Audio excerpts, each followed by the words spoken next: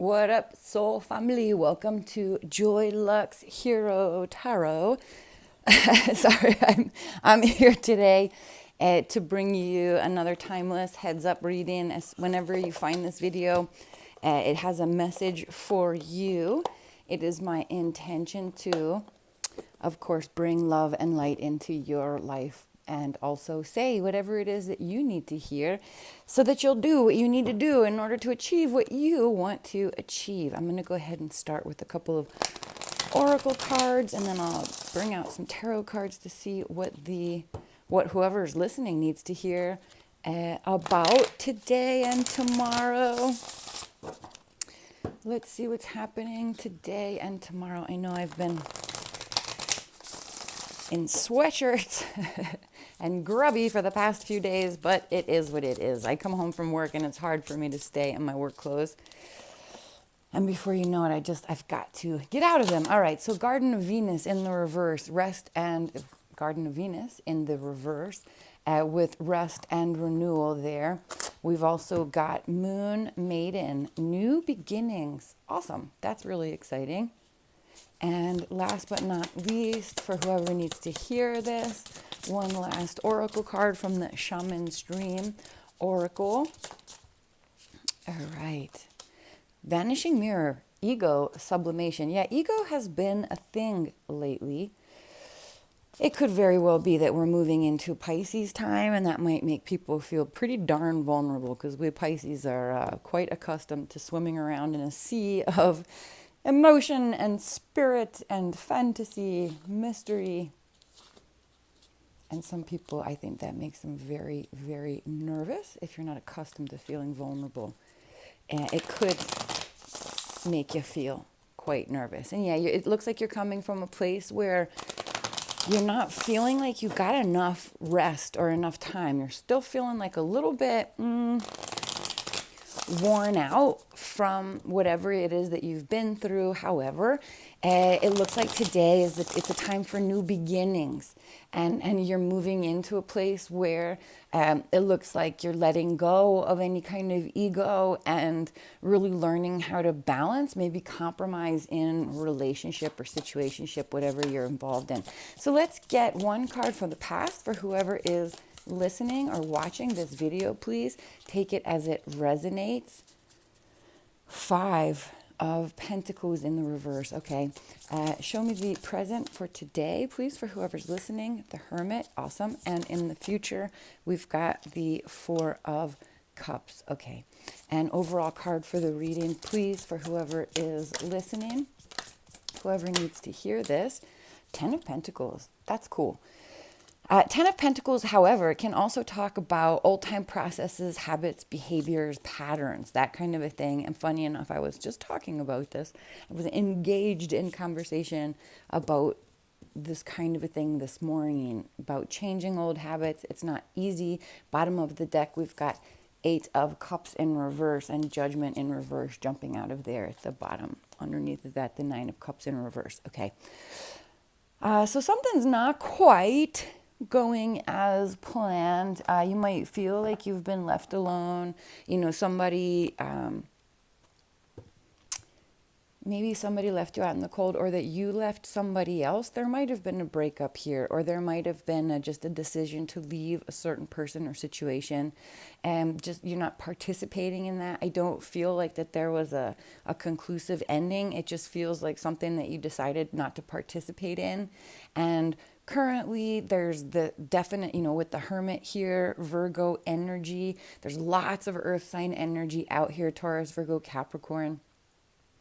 With the Hermit energy, it does feel like you are tapping into knowledge, wisdom, teachings from the past, paying attention to people, opening yourself up to any messages that are out there for you to receive. Including from your own self, right? Tapping into your knowledge, your experiences, your wisdom in order to move forward and recognize that you are not interested in participating in a certain relationship or situation because it's not good enough for you. And that is not an egotistical or an arrogant discovery on your part. That is a discovery, it feels like, of your own value, and recognizing that you've been focused on a situation or a person. You've been trying to gain acceptance into this person's life or in this situation, because your ego needed the reinforcement, and not because this is actually a situation that was really speaking to your heart.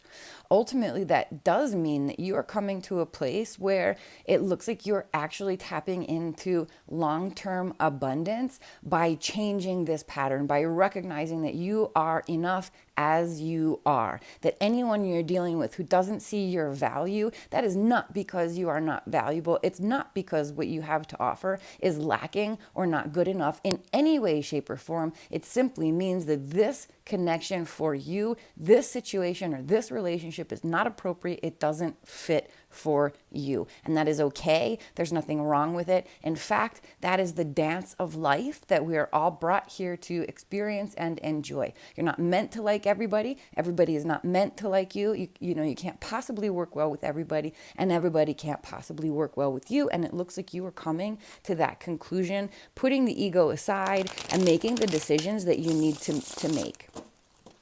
It's quite strong and independent, and really it's a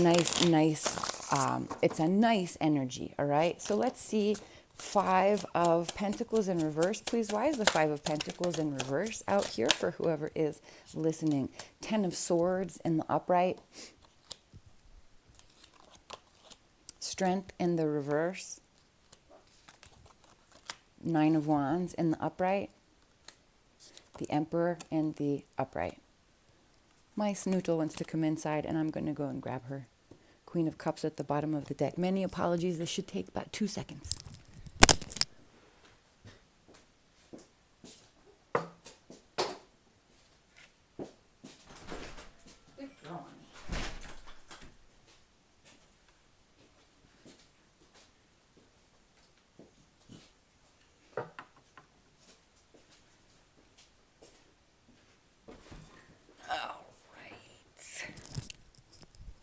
Many apologies. So, yes, it looks like in the past, you felt it was a love situation, likely, or at least a situation that spoke to your heart. It was something that you wanted very, very much, and there was a great deal of effort spent on trying to get involved with this person or this situation. It feels like trying to gain access, and you've been denied access, and it was something that felt very much like a betrayal. It took a great deal of effort for you. And it's like getting into a race, running the race.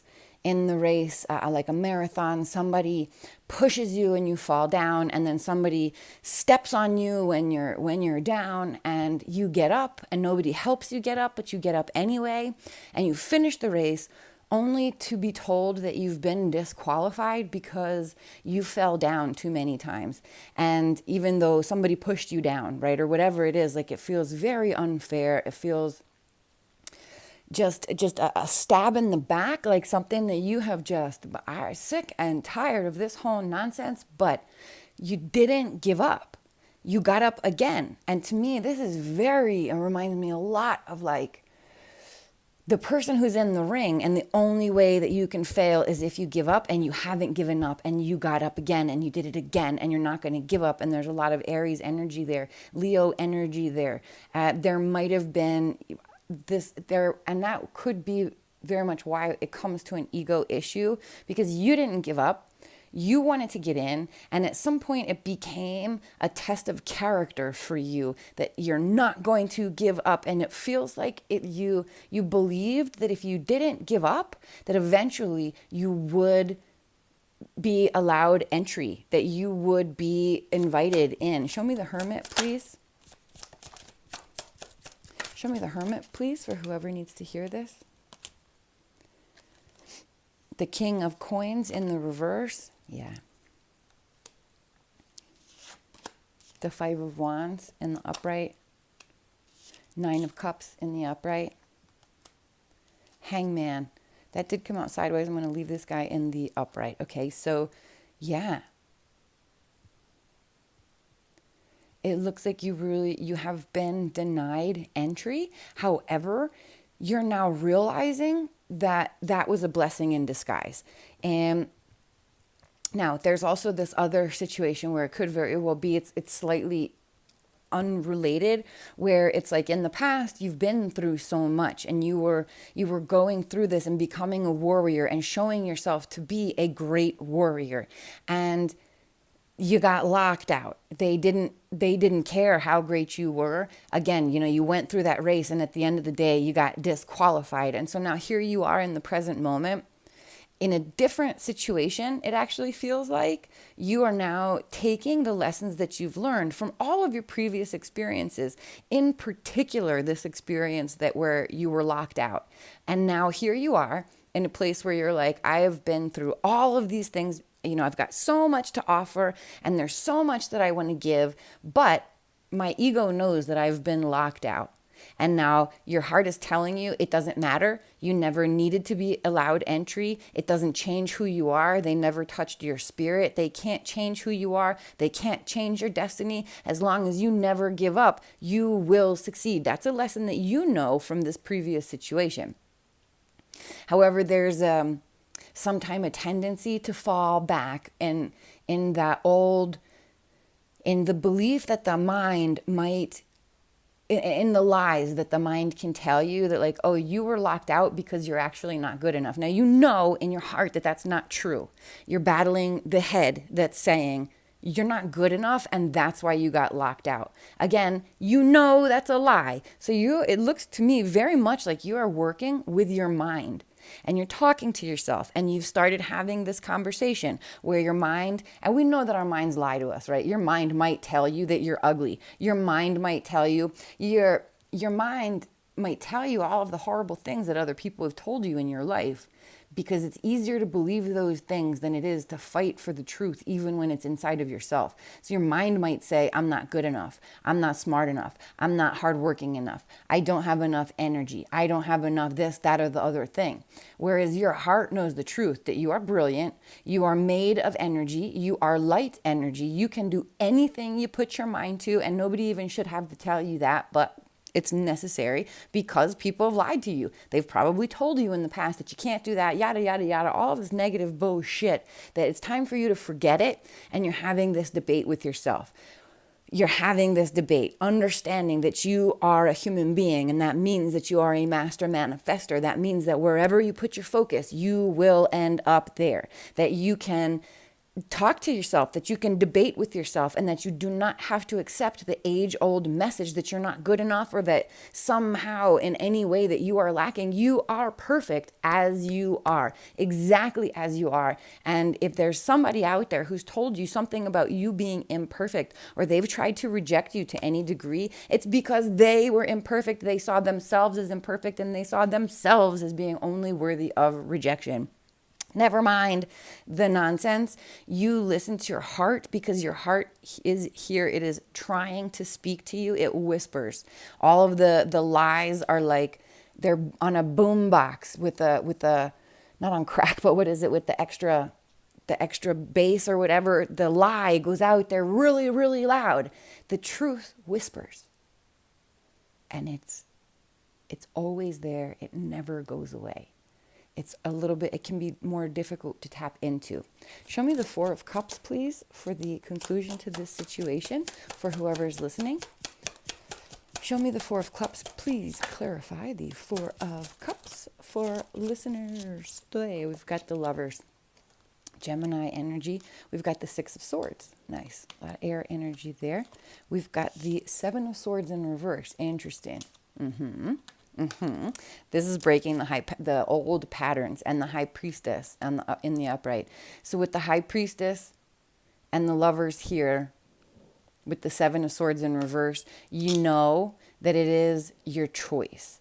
And once again, it feels though like you might be dealing again with a different situation. So this is kind of a big reading, or at least it's touching on maybe 3 different experiences in the past, the present, and the future, where each one is informing the other one. It doesn't feel like a relationship with one person. It doesn't, or like one job. It feels like one person or one job or one situation in the past. You learned something, new situation, new person, new job in the present. You bring in that old lesson. And then again in the future, still again, new situation, person, relationship, and you are now trying to start a new pattern here in the future. You're not trying to lie back on the old patterns, on the old ways of doing things. You know that you need to be the one who's always making the choice to leave behind the difficulties of the past. To don't make those same decisions again. You're still having, like, ultimately, you're not willing to accept the lie. It looks like there's a level of being accustomed to having accepted that lie in the past. So now it's new, right? And you're not that good at calling it out in a way that is beneficial to everybody involved in the situation. And I'll tell you, when I started learning how to use my words and how to protect and defend myself, just not against, like, in a war, but just to make sure that I was safe in any given situation, it's not easy, and I'm still learning new vocabulary and new tones of voice for when I need to communicate my emotional truths to other people. And so this looks like a situation where you're not going to go back and lie to yourself, or at least that's what you're guarding against, is the lying to the self, is the being dishonest to the self. Of course, you're not going to let anybody else lie to you either. And it looks like rather than accept any lies, you're not going to involve yourself in a situation. You would rather not speak with someone than talk about lies. That you would rather there be no communication than somebody come in and share an untruth. And of course, it's a tricky thing because people can lie without intending to. There's your perspective, my perspective, and the truth. And so I recognize that you're in a trickier situation here because you have made the determination, you've made the decision that you're not going to be accepting any lies. So, but then the tricky part is that if somebody approaches you with a lie, you are fully prepared to tap into your intuition. It's like, if you see a red flag, you're out, and you know what red flags are. You're not no fool.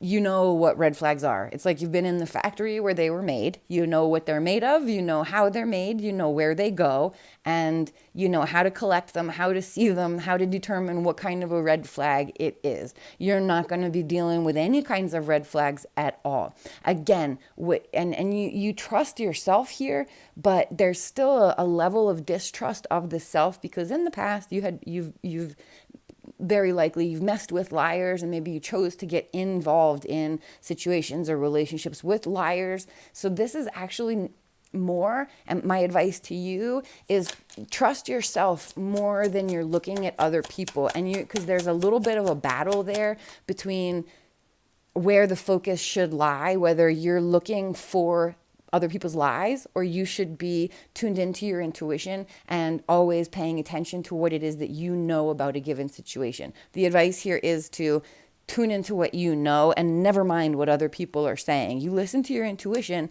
and you don't have to know whether somebody else is lying or they're not lying or they're truth-telling. I hope that makes sense. All right, 10 of Pentacles, please. Oh, wow. Show me the 10 of Pentacles, please. Yeah, this is really, really cool. It's really cool because it's a brand new, it's a brand new pattern for you. And that doesn't mean that the old people are going to stop approaching you. And this is likely you're going through all of this because the old people are approaching, the old types of people, the users, the abusers, the narcissistic types who take advantage of your capacity, your sweet character, your willingness to work hard and suffer and do it again, because it's the right thing to do. It looks like people have been taking advantage of that, or they've done it in the past, they're back again. And you recognize now that the reason why you ever entertained anybody like that was because you had your own heartbreak. You have your own trauma that you have to heal, and you are doing that. It's a new path forward. It is a new day, and you're going to be working with your own energies. You're working at control, but it's not a control that's like, oh, I'm gonna control you if it kills me. No, it's a disciplined understanding. It's a level of wisdom and self-assurance where you recognize that you don't need to control anybody else, that you can work with other people regardless of who they are, what they do, what kinds of energies are in them, because you know how to protect yourself, because you know how to work with people who have been injured and traumatized. Wow. And now I get like psychologist, that kind of a thing. Maybe you're helping people. Maybe you're a therapist or a spiritual guide. You're stepping into your power, and this is all about changing habits and being brand new. Now, I was gonna get advice from the sassy deck, but well, maybe that is appropriate. I was thinking maybe it's not appropriate because it's a little bit sassy. Oh, you know what I'm gonna do? I'll get you a card from here just to make everyone laugh. But I did want to bring out a card from this book because I got these new, the archetypes, the wild unknown archetypes. And I love them. But there's a lot of them. So I definitely haven't read all of the descriptions and been through all of it. So I'm just going to pick one of these cards and then I'm going to read it to you. And then I'll get the last funny haha message for you. And then I'm going to step away. And I'm definitely going to do some more love readings today, but they take a minute to upload it. I'm not really sure why. The last live that I did took like, I don't know, hours and hours, maybe 12 hours. All right, so let's see. I'll do that one more time. Please, I would like to get one last bit of advice for whoever is listening with regard to this reading, please. See, that's quick.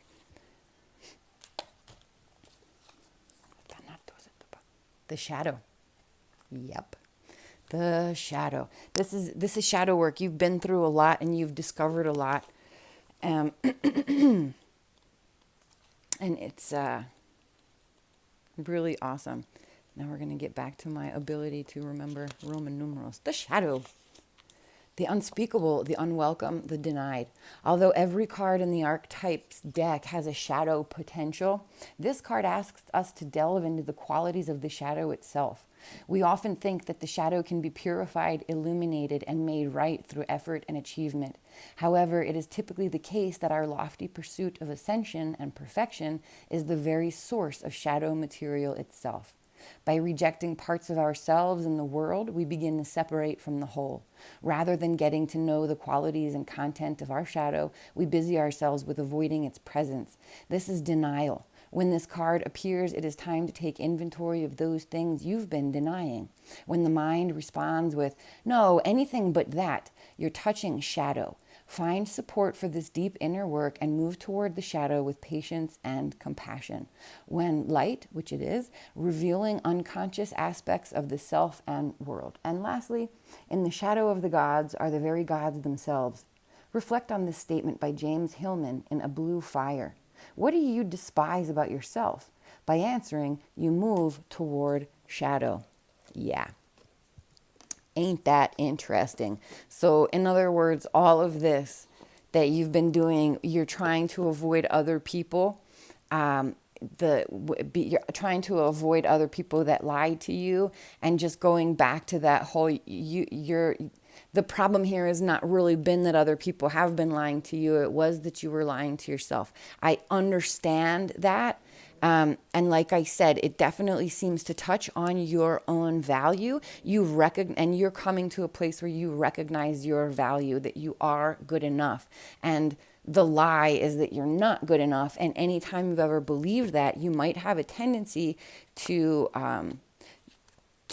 punish yourself or to torture yourself I know that I, for example, in my own shadow work, discovered that, you know, in my life, I've moved a lot. I've moved many times. I started moving. My parents started moving when I was 8 years old. And then I started moving again when I was about 18. And I started moving just about every single year until I started moving like every 2 years. And now I'm staying. I've been here for a little while. What I discovered over time is that I was running from myself, and that at a very young age, I was convinced that I wasn't allowed, and see if you can understand the metaphor. I was convinced that I wasn't allowed to put myself in the center of the room like the sun, that I needed to be in a corner in the darkness against the wall, like put in timeout, because I believed a lie that somebody told me when I was very, very little, which is that here, and it's like they slap you and you go, oh, ouch. And they say, no, that didn't hurt. That felt good. And you're like,